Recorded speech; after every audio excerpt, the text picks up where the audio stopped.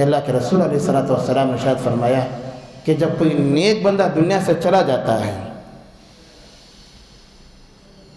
تو آسمان کے فرشتے بھی اس کے چلے جانے پر روتے ہیں۔ جس جگہ پر رہ کر وہ عبادت کیا کرتا تھا وہ جگہ بھی روتی ہے کہ نیک بندہ دنیا سے چلا گیا۔ حضرت سعد رضی اللہ تعالیٰ عنہ کی وفات ہوئی۔ اللہ کے رسول علیہ الصلوۃ والسلام اپنے پیروں کے بل چل رہے تھے، یعنی پاؤں ایسا کھڑا کر کے اللہ کے رسول چل رہے تھے۔ صحابہ نے پوچھا کہ یا رسول اللہ صلی اللہ علیہ وسلم، آج ہم نے پہلی مرتبہ آپ کو دیکھا کہ اب ایسا چل رہے ہیں۔ تو اللہ کے نبی نے ارشاد فرمایا کہ کیا بتاؤں کہ سعد کے جنازے پر اللہ تبارک و تعالیٰ نے آسمان سے اتنے فرشتوں کو نازل فرمایا کہ پیر رکھنے کے لیے جگہ نہیں ملی۔ سعد کے فرشتوں پر، سعد کے جنازے پر اللہ تبارک و تعالیٰ نے آسمان سے اتنے فرشتوں کو نازل فرمایا کہ پیر رکھنے کے لیے بھی جگہ نہیں ملی۔ جب کوئی بندہ نیک دنیا سے چلا جاتا ہے تو آسمان کے فرشتے بھی روتے ہیں۔ جس جگہ پر وہ عبادت کیا کرتا تھا وہ جگہ بھی روتی ہے، اس کی جدائی کی پر اس کے افسوس کرتی ہوئے روتی ہے۔ اس کے بعد اللہ کے رسول علیہ الصلوۃ والسلام نے ارشاد فرمایا کہ سعد رضی اللہ تعالیٰ عنہ کے انتقال پر اللہ کے نبی نے ارشاد فرمایا کہ اللہ کا عرش بھی 3 دن تک روتا رہا۔ سعد بن ابی وقاص رضی اللہ تعالیٰ عنہ وہ صحابی رسول تھے، بڑے صحابی رسول تھے، اور ان کا شمار عشرہ مبشرہ میں سے ہوتا تھا۔ عشرہ مبشرہ کا مطلب یہ ہے کہ اللہ کے رسول علیہ الصلوۃ والسلام نے دنیا ہی کے اندر 10 صحابہ کو جنت کی خوشخبری عطا فرمائی تھی۔ یہ صحابی جنتی ہیں، ابو بکر جنتی ہیں، عمر جنتی ہیں، عثمان جنتی ہیں، علی جنتی ہیں، عبد الرحمن بن عوف جنتی ہیں، حضرت طلحہ جنتی ہیں، حضرت زبیر جنتی ہیں، حضرت سعد بن ابی وقاص جنتی ہیں۔ 10 صحابہ کو اللہ کے رسول علیہ الصلوۃ والسلام نے نام لے کر کہا کہ تم جنت میں جاؤ گے، تم جنت میں جاؤ گے، تم جنت میں جاؤ گے۔ ان 10 صحابہ کو عشرہ مبشرہ کہا جاتا ہے۔ دنیا ہی کے اندر اللہ کے رسول نے جنت کی سرٹیفکیٹ عطا فرمائی تھی، خوشخبری عطا فرمائی تھی کہ تم جنت میں جاؤ گے، تم جنت میں جاؤ گے۔ پہلے نمبر پر ابو بکر تھے۔ یہ 10 صحابہ ہیں، ان 10 صحابہ میں سے حضرت سعد بن ابی وقاص رضی اللہ تعالیٰ عنہ بھی ہیں۔ تو اللہ کے نبی نے فرمایا کہ سعد کے جنازے پر اللہ نے آسمان کے فرشتوں کو اتنا نازل فرمایا کہ مجھے پیر رکھنے کی جگہ نہیں ملی۔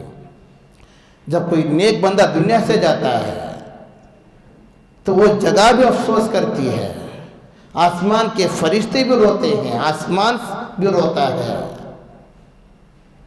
لیکن جب کوئی برا بندہ دنیا سے جاتا ہے تو زمین کہتی ہے کہ جتنے بندے تھے ان تمام بندوں میں سے تیری دشمنی تھی۔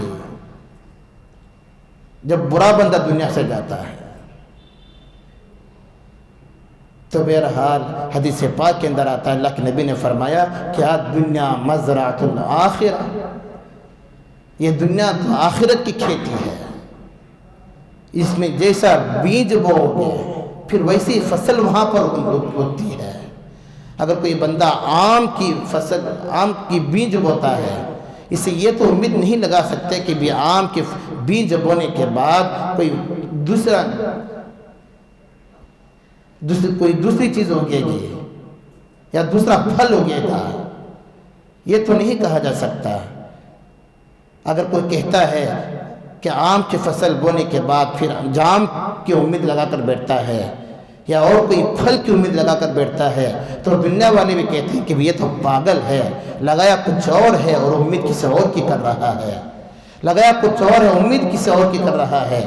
تو اللہ کے نبی نے فرمایا کہ دنیا مزرعۃ الآخرہ، کہ دنیا آخرت کی کھیتی ہے، جیسا یہاں پر بیج بو گے ویسا فصل وہاں پر کاٹو گے۔ اگر نیک عمل یہاں پر کرو گے تو پھر اس کا بدلہ تو وہاں ضرور ملے گا، اگر برے عمل کریں گے تو پھر اس کا بدلہ بھی وہاں ضرور ملتا ہے۔ جیسا یہاں پر بیج بوتے ہیں، جیسا یہاں پر کام کرتے ہیں، جیسے یہاں پر اعمال ہوتے ہیں، پھر ویسا بدلہ وہاں پر ملتا ہے۔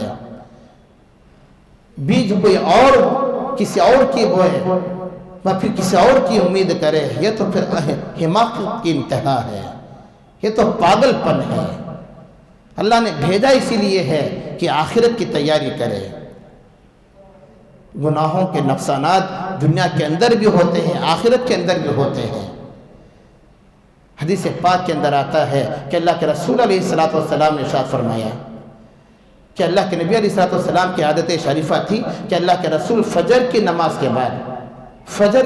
کے بعد اللہ کے نبی علیہ السلام صحابہ کی طرف چہرہ کر کے بیٹھ جاتے ہیں اور صحابہ سے پوچھتے کہ بتاؤ آج کوئی خواب دیکھا ہے؟ تو صحابہ اگر دیکھتے تو بتاتے، پھر اللہ کے نبی اس کی تعبیر فرماتے کہ تمہاری خواب کی یہ تعبیر ہے، تمہارا خواب کا مطلب یہ ہے۔ کبھی کبھار ایسا بھی ہوتا کہ اللہ کے رسول خود پوچھتے کہ یا رسول اللہ میں نے دیکھا ہے، تو اللہ کے نبی بتا دیا کرتے تھے۔ اگر کسی کو کوئی صحابی نہ بتاتے پھر اللہ کے نبی کہتے کہ میں نے خواب دیکھا ہے، تو اللہ کے رسول علیہ السلام نے حسب معمول خواب کو اپنا خواب بیان فرمایا۔ بڑا لمبا طویل خواب ہے، اور اس خواب کے اندر بہت ساری باتیں نکلتی ہیں، عبرت کی چیزیں ہیں۔ آج لوگ آخرت کو بھلا کر بیٹھ گئے ہیں، ایسا لگتا ہے کہ دنیا میں آ کر دنیا سے جانا ہی نہیں ہے، دنیا ہی کے اندر پھنس کر بیٹھ گئے ہیں۔ یہ 50 سالہ 60 سالہ 70 سالہ زندگی کو سب کچھ سمجھ کر بیٹھ گئے ہیں اور یہ سمجھتے ہیں کہ یہی اصل چیز ہے، یہی اصل چیز ہے۔ حشر کے میدان میں کھڑے ہونا، حدیث پاک کے اندر آتا ہے کہ 70 سال 90 سال 80 سال یہی دنیا کی زندگی ختم ہو جائے گی۔ پھر آخرت کی زندگی تو الگ چیز ہے، قبر کی زندگی تو الگ چیز ہے، جنت اور جہنم کی چیز الگ، زندگی الگ چیز ہے۔ آج تو موت کا کوئی بھروسہ بھی نہیں ہے۔ بچہ پیدا ہوتا ہے، ڈاکٹر کہتے ہیں کہ مر گیا، پیدا ہوا خوشی بنائے، 2 دن کے بعد معلوم ہوا کہ مر گیا۔ جوان ہوا، شادی کی تیاری ہو رہی تھی، 2 دن کے بعد شادی تھی، مر گیا۔ فلاں جگہ پر گیا، پھر واپس نہیں آیا، انتقال ہو گیا۔ مسجد کو گیا، پھر واپس نہیں آیا، انتقال ہو گیا۔ صبح میں گھر سے نکلا، شام کو روزانہ آتا تھا لیکن آج نہیں آیا، بڑی لاش گھر کو آئی۔ یہ آئے دن خبریں ہمارے سامنے ہیں، آئے دن ہمارے سامنے خبریں ہیں۔ لوگ دیکھ رہے ہیں اپنے آنکھوں سے کہ کیا ہو رہا ہے لوگوں کے ساتھ، اور کیا لوگ پھر بھی کیا کر رہے ہیں، انجام تو کیا ہو رہا ہے۔ لیکن لوگ پھر وہی کام، وہی رفتار۔ تو موت کا کوئی بھروسہ نہیں ہے۔ اللہ کے رسول علیہ السلام ہمیشہ لوگوں کو آخرت ہی کی تیاری کیا کراتے تھے کہ اللہ دیکھ رہا ہے، اللہ دیکھ رہا ہے، کوئی دیکھے یا نہ دیکھے، اللہ دیکھ رہا ہے۔ اگر یہ بات لوگوں کے ذہنوں کے اندر پیدا ہو جائے نا، یہ یقین لوگوں کے ذہنوں کے اندر پیدا ہو جائے کہ آخرت ہے، ایک نہ ایک دن مرنا ضرور ہے، دنیا چھوڑ کر جانا ضرور ہے، پھر وہاں جانے کے بعد حساب کتاب ہونا، اللہ کے سامنے پیش ہونا، حشر کے میدان میں کھڑے ہونا، یہ استحضار ہمارے دلوں کے اندر نہیں ہے۔ دنیا کے چند خوشی کی خاطر ہم سب کچھ کرنے کے لیے تیار ہو جاتے ہیں۔ اگر کسی کو دنیا ہاتھ لگ گئی، سمجھتا ہے کہ یہی سب کچھ ہے، یہی سب کچھ ہے، اسی میں ہم خوش ہیں۔ 50 سالہ 70 سالہ زندگی کو خوش ہو کر گزار رہا ہے، ادھر نافرمانی بھی ہو رہی ہے، اللہ سے دشمنی بھی ہو رہی ہے، بچے بھی بگڑتے جا رہے ہیں، بیوی بھی نافرمان ہوتے جا رہی ہے، گھر کے اندر بے دینی بھی ہو رہی ہے، معاشرہ خراب ہوتے جا رہا ہے، پھر بھی کہتے ہیں کہ خوش ہیں، خوش ہیں، بس اللہ دے رہا ہے، خوش ہیں، کھا رہے پی رہے ہیں۔ اسے دنیا نہیں کہتے، یہ تو دنیا ہے آخرت کے لیے۔ الدنیا مزرعۃ الآخرہ، الدنیا خلقت لکم وخلقتم للآخرہ۔ دنیا تو اللہ نے تمہارے لیے پیدا کیا ہے اور تم کو آخرت کے لیے پیدا کیا ہے، حدیث ہے۔ الدنیا خلقت لکم، یہ دنیا تو تمہارے لیے پیدا کی گئی ہے، وَخُلِقْتُمْ لِلْآخِرَةِ، اور تم کو آخرت کے لیے پیدا کیا گیا ہے۔ اللہ کے رسول علیہ السلام صحابہ کو یہی فرمایا کرتے تھے، اور صحابہ کے اندر یہی احتضار تھا، ہمیشہ یہی سوچتے تھے، دکان میں بیٹھے ہیں، مکان میں ہیں، بیوی بچوں کے ساتھ ہیں، باہر بازار میں ہیں، لیکن یہی ہے کہ آخرت تو ہے، آخرت تو ہے، جانا ضرور ہے، ایک نہ ایک دن جانا چھوڑ کر جانا ضرور ہے۔ اللہ کے رسول علیہ السلام صحابہ کے درمیان فجر کی نماز کے بعد منہ کر کر بیٹھ جاتے ہیں، خواب کی تعبیر بیان فرماتے ہیں۔ اللہ کے رسول علیہ السلام نے ایک مرتبہ اپنا خواب لمبا ذکر فرمایا، لمبا خواب ذکر فرمایا، اس کے اندر بہت ساری باتیں اللہ کے نبی نے ارشاد فرمائی۔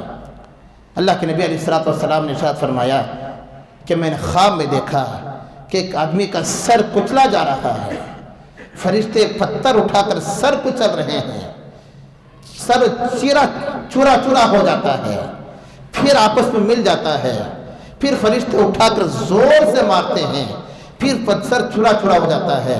اللہ کے نبی علیہ السلام نے خواب میں دیکھا، یہ خواب کا واقعہ ہے۔ حضرت مولانا پیر ذوالفقار صاحب نقشبندی دامت برکاتہم، جو آج دنیا کے بڑی ہستی میں مانے جاتے ہیں اور دنیا کے امیر مانے جاتے ہیں، بڑے آدمی، بڑی شخصیت مانی جاتی ہے، حضرت نے اپنی کتاب کے اندر لکھا ہے۔ اور ایک بات یاد رکھیں کہ حضرات انبیاء علیہ السلام کے خواب بھی سچے ہوتے ہیں، بالکل صحیح ہوتے ہیں۔ یہاں تک کہ حدیث میں فرمایا، ترمذی شریف کی حدیث ہے کہ حضرات انبیاء کا خواب بھی وحی کا درجہ رکھتا ہے، وحی کا درجہ رکھتا ہے۔ تو اللہ کے رسول نے دیکھا کہ پتھر سے زور سے مارا جا رہا ہے، سر کچلا جا رہا ہے۔ اللہ کے نبی علیہ السلام نے پوچھا کہ یہ کیوں سزا مل رہی ہے؟ تو اللہ بتانے والے نے بتایا کہ یا رسول اللہ، یہ اس شخص کو سزا دی جا رہی ہے جو فجر کی نماز چھوڑ کر سو جاتا اور فجر کی نماز قضا کر دے دیتا، فجر کی نماز چھوڑ کر سو جاتا ہے اور فجر کی نماز قضا کر دیتا ہے، یہ اس شخص کا عذاب ہے۔ یہ اللہ کے رسول کا خواب آپ کے سامنے بیان کر رہا ہوں، یہ کوئی معمولی بات نہیں ہے کہ اللہ کے رسول علیہ السلام نے خواب میں دیکھا ہے، پھر بتانے والے شخص نے یہی بتایا ہے۔ آج کتنے لوگ ہیں جو فجر کی نماز چھوڑ کر سو رہے ہیں، اس لیے محلہ نحوست ہے، محلے کے اندر نحوست ہے۔ 10 بجے 11 بجے 12 بجے آفس کو جانے کے لیے ہمارے پاس وقت رہتا ہے، 8 بجے بچوں کو اسکول چھوڑنے کے لیے ہمارے پاس ٹائم ہے، یہ گھر سے باہر نکلنا، گاڑی باہر نکالنا، کیوں 8 بجے 8:30 بجے 9 بجے بچی کو اسکول کو لے کر جانا ہے۔ اگر 10 راجے لیٹ ہو گئے تو پھر بچے کو نہیں جمائیں گے، 10 راجے لیٹ ہو گئے تو پھر بچے کو اسکول کالج کو نہیں جمائیں گے، پھر ٹرافک کا مسئلہ ہے۔ آدمی یہ ساری باتیں سوچ کر پھر 9 بجے اپنے ٹائم پر اٹھ جاتا ہے، الارم رکھ کر اٹھتا ہے اور کہہ کر سوتا ہے کہ فلاں وقت میں اٹھا دینا، کتنا بھی تھکا ہوا کیوں نہ ہو، کتنا بھی تھکا ہوا کیوں نہ ہو، کتنی بھی پریشانی کیوں نہ ہو، وقت پر اٹھنے پر وقت پر اٹھ جاتا ہے۔ جو وقت سوچ کر سوتا ہے اس وقت میں اٹھ جاتا ہے، کیونکہ اس وقت میں کام کرنا پڑتا ہے۔ 9 بجے اسکول کو چھوڑنا ہے، 9 ساڑھے 9 10 بجے پھر آفس کو جانا ہے۔ اگر وقت میں تاخیر ہو گئی تو پھر آفس والے کہیں گے، پھر ان کی بات سننا پڑے گا۔ یہ ساری باتیں سوچتا ہے، لیکن اللہ کا بندہ کیا اسے اتنا دماغ نہیں ہے کہ فجر کے اذان میں مؤذن پکارتا ہے، فجر کی نماز کو کیوں نہیں اڑتا، فجر کی نماز کو کیوں نہیں اڑتا؟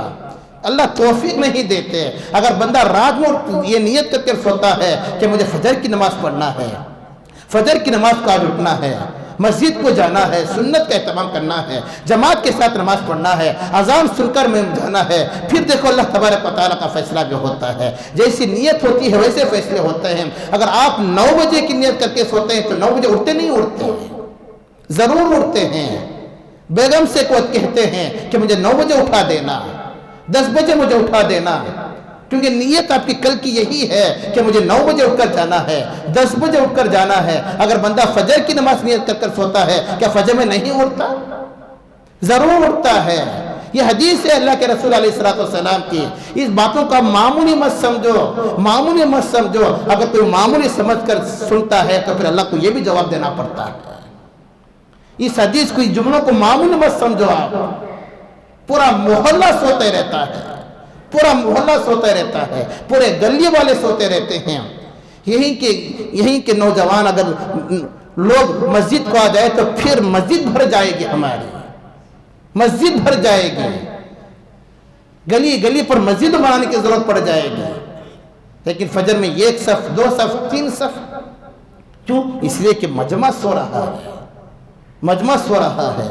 एक बात आप याद रखो, इस बात को ज़हन में रखो आप। अल्लाह तबारक व तआला जब किसी से नाराज़ होते हैं ना, अल्लाह तबारक व तआला किसी से नाराज़ होते हैं तो अल्लाह तबारक व तआला की नाराज़गी की अलामत क्या है? नाराज़गी की अलामत क्या है?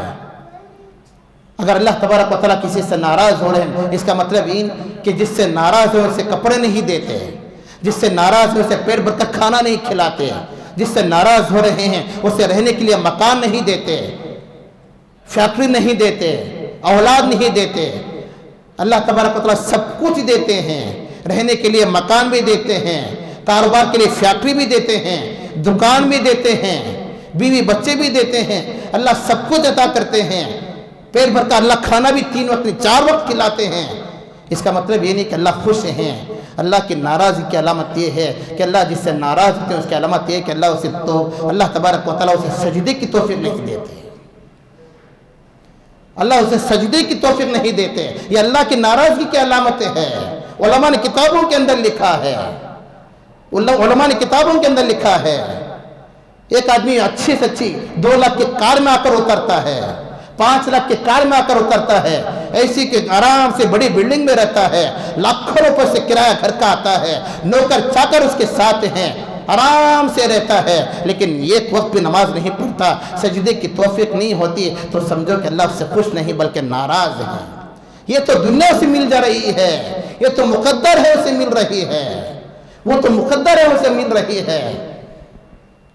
बंगला खोटा उसके गाय उसे मुकद्दर में था, उसे मिल रहा है, उसके नसीब में था उसे मिल रहा है ना। कुछ लोग ऐसे भी होते हैं, मस्जिद के बाजू में रहते हैं, अजान 5 वक्त की सुनते हैं, इमाम की आवाज़ तक पहुंचती है। आजकल मस्जिदों के अंदर मैकों में नमाज अदा की जाती है, अल्लाह अकबर की खिरात की आवाज़ बाजू पहुंचती है, लेकिन तौफीक नहीं। क्यों? इसलिए कि अल्लाह सजदे की तौफीक नहीं देते, और जिससे अल्लाह सजदे की तौफीक नहीं देते समझो कि अल्लाह उससे नाराज़ है। अल्लाह की नाराज़गी की अलामतें हैं, अल्लाह की नाराज़गी की अलामतें हैं। आप ये मत समझो कि अल्लाह मुझे पेट भर कर खाना खिला रहा है, मैं बहुत खुश हूँ, मेरे बीवी बच्चे अच्छे हैं, बहुत खुश हैं। बीवी के पास सोना है 3 लाख का, गाड़ी है 4 लाख की, बच्चों के पास अच्छे हैं, ये अच्छे अखलाक की अच्छी अल्लाह की राज़ी की अलामत नहीं है।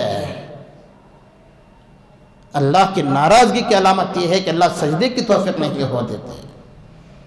रात में सोने वाला बंदा ये नियत कर सोए कि मुझे फजर में उठना है, जमात के साथ नमाज पढ़ना है, पहली सफ में नमाज पढ़ना है, फिर देखो अल्लाह क्यों नहीं देते।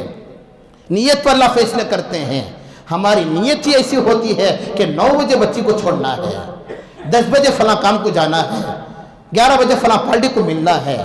अगर बराबर 10:30 बजे पार्टी को नहीं मिला तो फिर वो पार्टी चला जाएगा।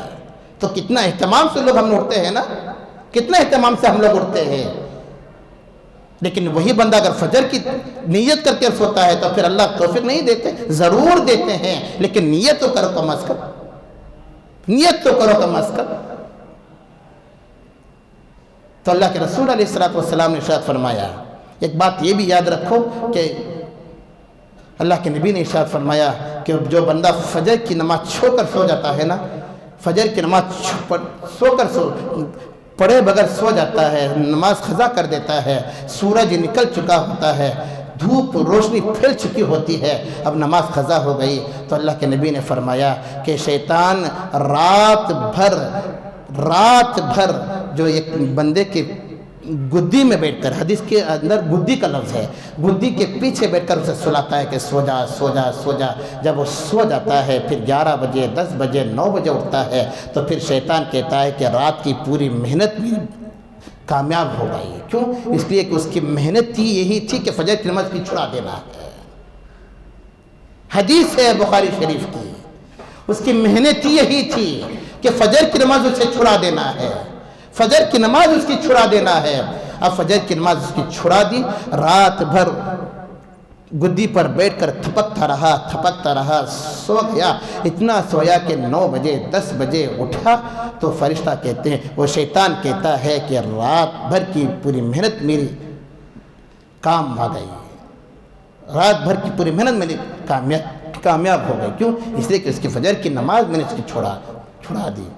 لیکن اگر کوئی بندہ فجر کو اڑ جاتا ہے نا، فجر کو اڑ جاتا ہے، جماعت کے ساتھ نماز پڑھ لیتا ہے، یا قضا نماز، یا کم از کم قضا ہونے سے پہلے وقت کے اندر تو ادا کر لیتا ہے، تو شیطان کہتا ہے کہ اس بندے کو پوری رات میں نے محنت کیا، پوری رات میں نے محنت کیا، گدی پر بیٹھ کر سلاتا رہا، تھپکتا رہا، لیکن وہ فجر کی نماز کو چلا گیا، میری پوری رات کی محنت بیکار ہو گئی، پوری رات کی محنت بیکار ہو گئی۔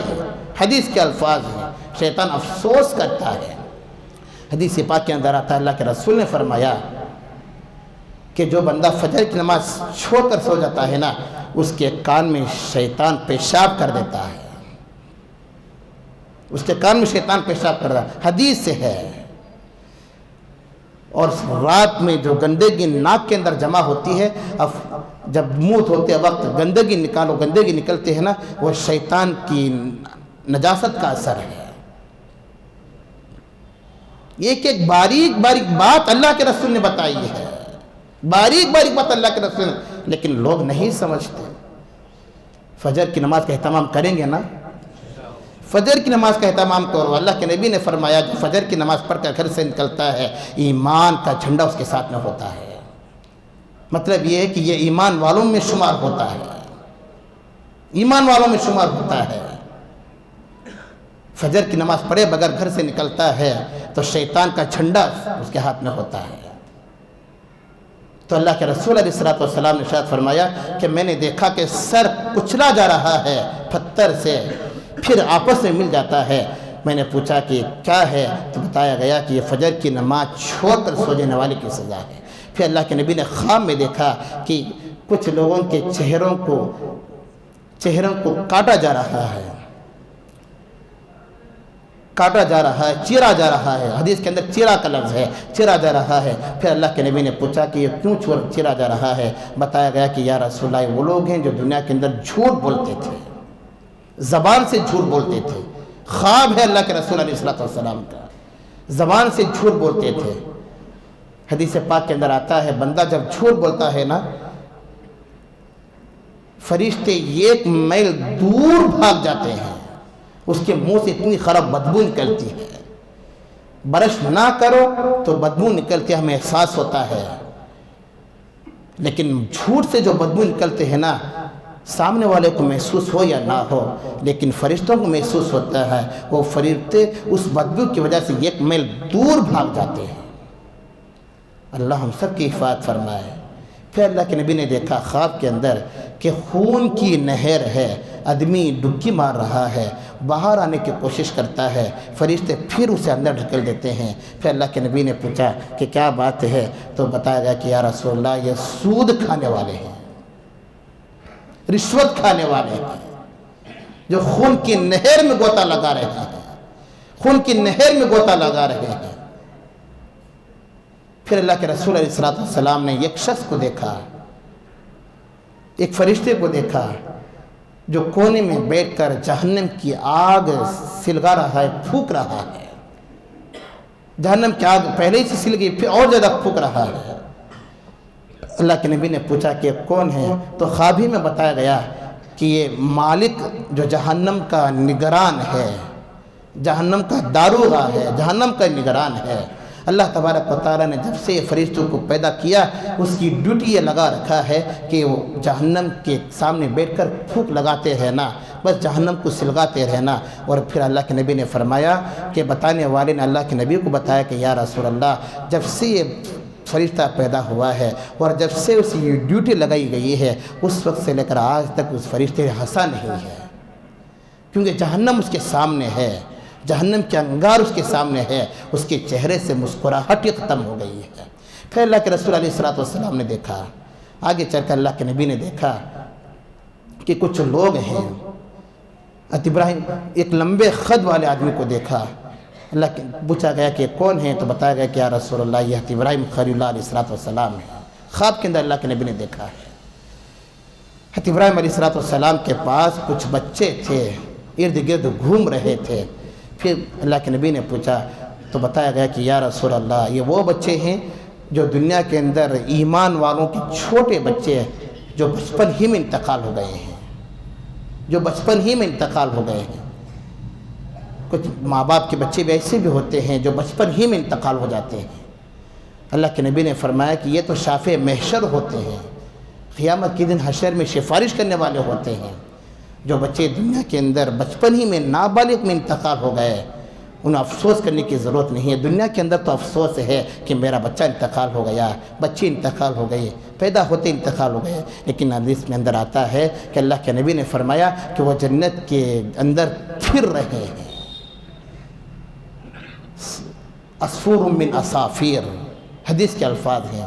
جنت کے پرندوں میں سے یہ بھی پرندے ہیں، جس طرح پرندے جنت میں ایک جگہ نہیں رہتے، کبھی اس ٹالی پر، کبھی اس ٹہنی پر، کبھی اس درخت پر، تو یہ چھوٹے بچے جو دنیا کے اندر ایمان والوں کے بچے، کافر کے بچے جو بچپن میں انتقال ہو گئے، ان کے بارے میں اختلاف علماء نے لکھا ہے، یا جنتی ہیں وہ جہنمی ہیں، اس کے بارے میں علماء نے اختلاف لکھا ہے، تو یہ الگ مسئلہ ہے، اس میں اختلاف جانے کی ضرورت نہیں ہے۔ وہ تو کافروں کا مسئلہ الگ ہے کہ کافر یا تو جنت میں جائیں گے یا جہنم میں جائیں گے، وہ تو مختلف ہی مسئلہ ہے، لیکن یہ مسئلہ ہے کہ جو ایمان والوں کے چھوٹے بچے جو بچپن میں انتقال ہو گئے جنت کے اندر پرندوں کے ساتھ کھیل رہے ہوتے ہیں۔ تو حدیث پاک کے اندر آتا ہے اللہ کے رسول نے دیکھا کہ وہ جنت کے اندر ابراہیم علیہ السلام کے ارد گرد بیٹھے ہوئے ہیں۔ پھر اللہ کے رسول نے دیکھا کہ ایک بڑا باغ ہے، بتایا گیا کہ یہ جنت ہے۔ اللہ کے رسول علیہ السلام اندر جانا چاہتے تھے، لیکن بتایا گیا کہ یا رسول اللہ ابھی آپ کا وقت نہیں آیا، ابھی آپ کا وقت باقی ہے۔ پھر اللہ کے نبی علیہ السلام نیند سے بیدار ہو گئے۔ ایک لمبا طویل واقعہ ہے، ابھی بہت ساری باتیں ہیں جو اللہ کے رسول علیہ السلام نے خواب میں دیکھا، اللہ کے رسول علیہ السلام نے خواب میں دیکھا، اور ایسے ایسے باتیں اللہ کے نبی علیہ السلام نے بتائی، اور ایسے ایسے واقعات اور ایسے ایسے لوگوں کے گناہوں کے نقصانات اللہ کے نبی علیہ السلام نے بتائے۔ چاہتا تو یہ تھا کہ آج کی جمعہ کے اندر ساری باتیں عرض کر دوں، لیکن وقت بھی ہو جاتا ہے، وقت بھی ہو گیا۔ ابھی بہت ساری باتیں ہیں جو اللہ کے نبی علیہ السلام نے خواب کے اندر بتائے ہیں، اور ایک ایک بات قابل عبرت ہے، ایک ایک بات قابل عبرت ہے۔ اور ایسے ایسے لوگوں کو بھی دیکھا اللہ کے رسول علیہ السلام نے، اور اللہ کے نبی نے خواب میں دیکھنے کے بعد پوچھا کہ یہ کیوں، تو اللہ کے نبی کو بتایا گیا کہ یا رسول اللہ یہ کام کرنے کی وجہ سے ایسا ہوا، یہ کام کرنے کی وجہ سے ایسا ہوا۔ انشاءاللہ بدلہ موقع دے تو اگلی جمعہ حضرات کے سامنے عرض کروں، لیکن ایک بات آپ یاد رکھیں کہ دنیا کے اندر اچھے لوگوں کی صحبت اختیار کرنا ہے، نیک لوگوں کی صحبت اختیار کرنا ہے، برے لوگوں کی صحبت سے بچنا ہے۔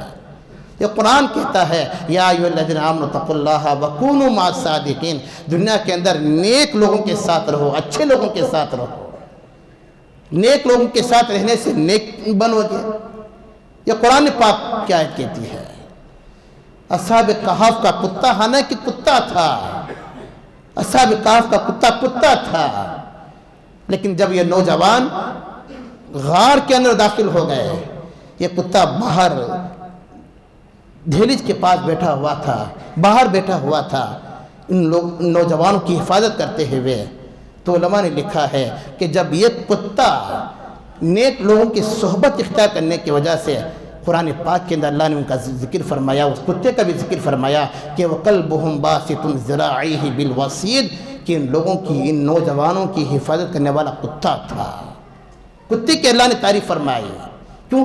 نیک لوگوں کی صحبت اختیار کیا ہے۔ اور حدیث پاک کے اندر آتا ہے کہ جب یہ نوجوان اصحاب کہف جو تقریباً 7 تھے یا 12 تھے، روایت الگ الگ ہے، یا 15 تھے، بعض لوگوں نے 5 بھی لکھا ہے، جتنے بھی نوجوان تھے جو اصحاب کہف کے تھے وہ تو جنت میں جائیں گے، لیکن ان کے ساتھ ان کی صحبت اختیار کرنے کی وجہ سے کتا بھی جنت میں چلے جائے گا۔ ان کی نیک صحبت اختیار کرنے کی وجہ سے یہ کتا بھی جنت میں چلے جائے۔ دنیا کے اندر نیک لوگوں کی صحبت اختیار کرو، نیک لوگوں کے ساتھ رہو۔ ایک بات آپ یاد رکھو، آج انگریزیت کا زمانہ زیادہ پھیلتا جا رہا ہے. لوگ انگریزیت اپنے اندر اتنا اپنا رہے ہیں کہ جس کی کوئی انتہا نہیں ہے. بے دینی لوگوں کے اندر اتنی آ رہی ہے کہ جس کا کوئی انتہا نہیں ہے, جسے کوئی سمجھانے والا, کوئی پوچھنے والا نہیں ہے. انگریزوں کا طریقہ لوگوں کو اپنا رہے ہیں. انگریزی تعلیم حاصل کرنے سے منع نہیں کیا گیا. آپ انگریزی تعلیم حاصل کرو, انگریزی تعلیم حاصل کرو. انگریزی تعلیم حاصل کرنے سے کسی نے منع نہیں کیا, لیکن انگریزیت اپنانے سے منع کیا گیا ہے. انگریزیت اپنے اندر داخل کرنے سے منع کیا گیا ہے. لوگ انگریزی تعلیم حاصل کرتے کرتے انگریزیت اپنے اندر اپناتے ہیں, انگریزوں کا چال طریقہ اپناتے ہیں. یہ برتھ ڈے بنانا یہ انگریزوں کا طریقہ ہے, یہ عیسائیوں کا طریقہ ہے, یہود و نصارہ کا طریقہ ہے.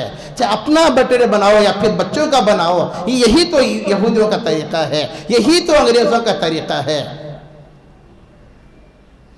اور نہ جانے لوگوں نے کتنے رسوم اپنا لیے ہیں, کتنے رسم و رواج کو اپنا لیا ہے. ایسے ایسے کام لوگوں نے اپنا لیے ہیں جن کا نہ تو قرآن میں ثبوت ہے, نہ تو حدیث میں اس کا ثبوت ملتا ہے. دور دور تک قرآن حدیث میں اس کا ثبوت نہیں ملتا, نہ تو صحابہ کی زندگی میں اس کا ثبوت ملتا ہے. اب آنے والے 2 دن کے بعد جنوری فرسٹ ہے, 1 جنوری ہے, اور پتہ نہیں لوگ کیا کیا کرتے ہیں, کیا کیا کرتے ہیں. اللہ ہم سب کی حفاظت فرمائے. ایک بات آپ یاد رکھو, کان کھول کر سن لو آپ, کان کھول کر سن لو آپ, کہ اسلامی نیا سال محرم الحرام سے شروع ہوتا ہے. اسلامی نیا سال محرم الحرام سے شروع ہوتا ہے. جنوری سے اسلامی سال نیا شروع نہیں ہوتا. جب اسلامی نیا سال شروع ہوتا ہے تو پھر اسلامی نیا سال کی مبارکبادی دینا اسلام کے اندر اجازت نہیں ہے کہ ابھی محرم الحرام کا مہینہ مبارک ہو, اسلامی نیا سال مبارک ہو. جب اسلامی نئے سال کی مبارکبادی دینے کی اسلام کے اندر اجازت نہیں ہے تو پھر جنوری کی کہاں سے اجازت ہو سکتی ہے؟ آپ سوچ سکتے ہیں, جب اسلامی نئے سال کی مبارکباد دینے کی اجازت نہیں ہے اسلام کے اندر, آپ یہ نہیں کہہ سکتے کسی کو کہ بھی اسلامی نیا سال مبارک ہو, محرم الحرام مبارک ہو, کیونکہ صحابہ نے جب نہیں دیا, تابعین نے نہیں دیا, اکابرین نے نہیں دیا, تو پھر ہم کون ہوتے ہیں کہ اسلامی نئے سال کی مبارکبادی دیں؟ جب اسلامی نئے سال کی مبارکبادی دینے کی اسلام کے اندر اجازت نہیں ہے تو پھر جنوری کی کہاں سے ہو سکتی ہے؟ آپ کی نیو ایئر کا میسج آج ہی سے عام ہوتا جا رہا ہے. لوگ پتہ نہیں کیا کیا کریں گے کہ دسمبر کی 31 رات کو اور جنوری کے فرسٹ کو پورا شیواجی نگر آپ کو کھلا ملے گا, پورا پارک آپ کو کھلے ملیں گے. لیکن ایک ناجائز عمل ہے, ناجائز عمل ہے, غلط حرکت ہے. اگر کوئی جنوری فرسٹ کو کیک کاٹتا ہے, ضروری سمجھ کر کیک کاٹتا ہے, پھر اگر کوئی جنوری فرسٹ کو اگر کوئی بندہ اپنے بچوں کو کپڑے پہناتا ہے, ضروری سمجھ کر پہناتا ہے کہ میری طرف سے آپ میرے بچوں کو کپڑے پہنا دینا, کیوں کہ آج جنوری فرسٹ ہے. اگر کوئی جنوری فرسٹ کی وجہ سے گھر میں اچھا کھانا پکا کر کھاتا ہے, یہ غلط کام کر رہا ہے, غلط کام کر رہا ہے. کیوں؟ اسلام کے اندر اجازت نہیں ہے اس کام کرنے کی. کیا ضرورت ہے اسلام کے اندر کسی کو مبارکبادی دینے کی, آپ کی نیو ایئر کی مبارکبادی دینے کی؟ اسلام کے اندر اس کی اجازت نہیں ہے. کیک کاٹنے کی اجازت نہیں ہے, پارکوں میں پھرنے کی اجازت نہیں ہے. لیکن لوگ آج ہی سے پلان بناتے ہیں, آج ہی سے لوگ پلان بناتے ہیں, آرڈر دے کر کیک بناتے ہیں. یہ غلط کام ہے, غلط کام ہے. لیکن اگر کوئی بندہ ضروری سمجھ کر کام کرتا ہے, میں یہاں تک کہتا ہوں کہ اس کا ایمان خطرے میں پڑ جاتا ہے. پھر دوبارہ کلمہ پڑھنا پڑے گا, اس کو دوبارہ کلمہ پڑھ کے اسلام کے اندر داخل ہونا پڑے گا. اسلام کسی باپ کا کھیل نہیں ہے, شریعت کسی باپ کی جاگیر نہیں ہے کہ جیسا چاہے کرو. اسلام کے اندر, شریعت کے اندر جیسا چاہے کرو, یہ کسی باپ کی جاگیر نہیں ہے. قرآن کیا چیز ہے آپ سمجھتے نہیں ہیں, حدیث کیا کہتی ہے آپ کو سمجھ میں نہیں آتا, صحابہ کا طریقہ کیا ہے آپ کو سمجھ میں نہیں آتا. آج انگریزیت کی چال چلنے ہی کی وجہ سے لوگوں کے اندر یہ حالات ہیں, اتنے حالات خراب ہوتے جا رہے ہیں, مسلمانوں کے حالات اتنے بگڑتے جا رہے ہیں. اسی لیے اس کی وجہ یہی ہے, جو کام کرنا ہے وہ کام نہیں کرتے, جو نہیں کرنا ہے وہ لوگ کام کرتے ہیں. اس بات کو آپ ذہن میں رکھو, آپ ذہن کے اندر بٹھا لو. اگر کوئی 1 جنوری کی مبارکبادی دیتا ہے, اسے آپ ریٹرن میسج بھیجو کہ ہداک اللہ, اللہ تجھے صحیح سمجھ دے, اللہ تجھے ہدایت دے. آپ اس لفظ کو یاد رکھو. اگر کوئی جنوری کی مبارکبادی دیتا ہے, آپ کی نیو ایئر کی مبارکبادی دیتا ہے, کیک کاٹنے کی دعوت دیتا ہے, آپ فوراً میسج بھیجو کہ ہداک اللہ, ہداک اللہ، تجھے اللہ ہدایت دے، اللہ تجھے صحیح سمجھ دے، کیونکہ ہمارے اسلام کے اندر اس لیے باتیں منع ہیں، کیونکہ ہم برتھ ڈے بنانے کے لیے نہیں پیدا ہوئے ہیں، 1 جنوری بنانے کے لیے ہم پیدا نہیں ہوئے ہیں۔ یہ عیسائیوں کا طریقہ ہے، یہود اور نصارہ کا طریقہ ہے، جو آج مسلمان اپنا رہے ہیں، آج مسلمان کر رہے ہیں۔ غیر کرتا ہے تو کرنے دو، کوئی فرق نہیں پڑتا، اگر کوئی اور کرتا ہے تو کرنے دو، کوئی فرق نہیں پڑتا، لیکن ایک مسلمان کرے، ایک نبی کی امت یہ کام کرے، داڑھی رکھنے والا یہ کام کرے، نماز کو آنے والا یہ کام کرے، پھر یہ کام اسے زیبا نہیں دیتا، مناسب نہیں ہے۔ اس لیے میں آپ سے اللہ کا واسطہ دے کر کہتا ہوں کہ ہمارا نیا سال جنوری سے نہیں شروع ہوتا، محرم سے شروع ہوتا ہے۔ جب محرم کی اسلام کی مبارکبادی دینے کی اسلام کے اندر اجازت نہیں ہے تو پھر جنوری کی کہاں سے ہو سکتی ہے؟ اس لیے آپ اپنے بچوں کو گھروں کے اندر بھی تاکید کرنا اور بچوں کو بتانا کہ بھی ہمارا اسلامی نیا سال جنوری نہیں ہے، محرم سے ہمارا اسلامی نیا شروع ہوتا ہے۔ کپڑے پہنانے کی اجازت نہیں ہے، کیک کاٹنے کی اجازت نہیں ہے۔ گھر کے اندر اگر اس دن خصوصیت کے ساتھ اگر پکا کر اچھا کھانا سمجھتے ہیں تو میں کہتا ہوں کہ بھوکے رہ جاؤ، کوئی فرق نہیں مرتا، کوئی فرق نہیں پڑتا، بھوکے رہ جاؤ، کوئی فرق نہیں پڑتا، دوسرے دن کھا لینا۔ لیکن اگر کوئی بندہ اچھا سمجھ کر، ضروری سمجھ کر پکا کر کھانا ضروری سمجھتا ہے، یہ اسلام کے اندر ناجائز باتیں ہیں، اسلام کے اندر ناجائز باتیں ہیں۔ اللہ ہم سب کو صحیح سمجھ عطا فرمائے، صحیح سمجھ عطا فرمائے۔ ابھی بہت ساری باتیں ہیں جو اللہ کے رسول علیہ السلام کے خواب کے متعلق اللہ کے نبی ایک لمبا خواب ذکر فرمایا، اگلی جمعہ میں آپ حضرات کے سامنے عرض کروں۔ دعا کریں کہ اللہ ہم سب کو عمل کی توفیق عطا فرمائے، کیونکہ میں شروع ہی میں کہا تھا 2-3 جمعہ پہلے انشاءاللہ 1:45 بجے بات شروع ہوتی ہے اور 1:40 5 یا 50 کے اندر بات ختم ہو جاتی ہے۔ اس لیے میں آپ سے گزارش کرتا ہوں کہ جمعہ کا دن ایک دن کا موقع ملتا ہے، کم از کم ایک دن جمعہ دن کم از کم جلدی آ کر بات تو کر سنو۔ سننے کی بھی عادت نہیں ہے لوگوں کو، کریں گے کیا؟ سننے کی بھی عادت نہیں ہے لوگوں کو، اس لیے نہیں سنتے نا، اس لیے نہیں کرتے، نہیں سنتے اس لیے نہیں کرتے۔ نہیں، کم از کم جمعہ کے دن تو بیان سنو۔ یوٹیوب میں تو نہیں سنتے ہیں نا، جو نہیں دیکھنا وہ دیکھتے رہتے ہیں، جو نہیں دیکھنا وہ دیکھتے ہیں، یا ایسے بیانات سنتے ہیں جن کے نہیں سننا ہے، یا ایسے بیانات سنتے ہیں جن کے نہیں سننا ہے، اس لیے گمراہ ہو جاتے ہیں۔ اسے کم از کم جمعہ کے دن تو آ کر کم از کم 1 گھنٹہ وقت نہیں نکال سکتے؟ اللہ ہم سب کو صحیح سمجھ عطا فرمائے۔ آخر میں ایک اعلان سننے کہ جاتے ہوئے ہماری مسجد کا خوب تعاون فرمائے، کیونکہ مسجد کا بہت سارا کام ہے، اس لیے آپ سے گزارش ہے کہ مسجد کا تعاون فرمائے۔